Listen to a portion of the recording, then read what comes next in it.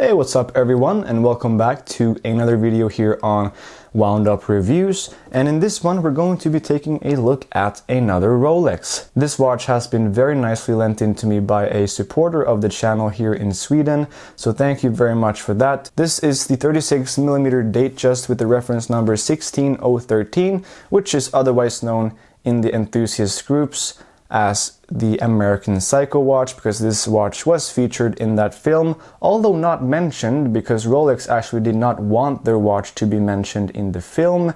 Maybe because they don't want their watches to be related to murderers and that kind of stuff. So yes, it was in the American Psycho film, just not as an official sponsorship, just it was there to fit the character, and it did that very well. Today I am wearing my Seiko Turtle Dawn Grey, which is kind of the polar opposite watch to the watch that we are unboxing today. So let's just open this up. So here we go with the green Rolex box of that era.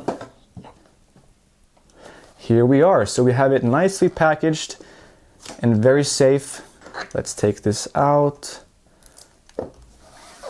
So here we are. I just changed the lens on the camera to get it closer, and you can already see the two-tone Jubilee, this beautiful bracelet. So let's take the watch out and see what we got.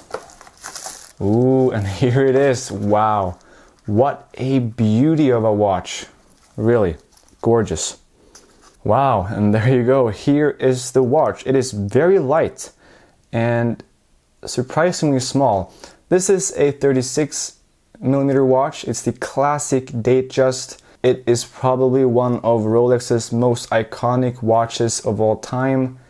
Wow, just look at this amazing tapestry dial. That Cyclops here. The two-tone Jubilee bracelet. Fantastic. Yeah, this is going to be a very fun watch to check out. So, what do you guys think about this watch? Please do feel free to let me know in the comment section down below.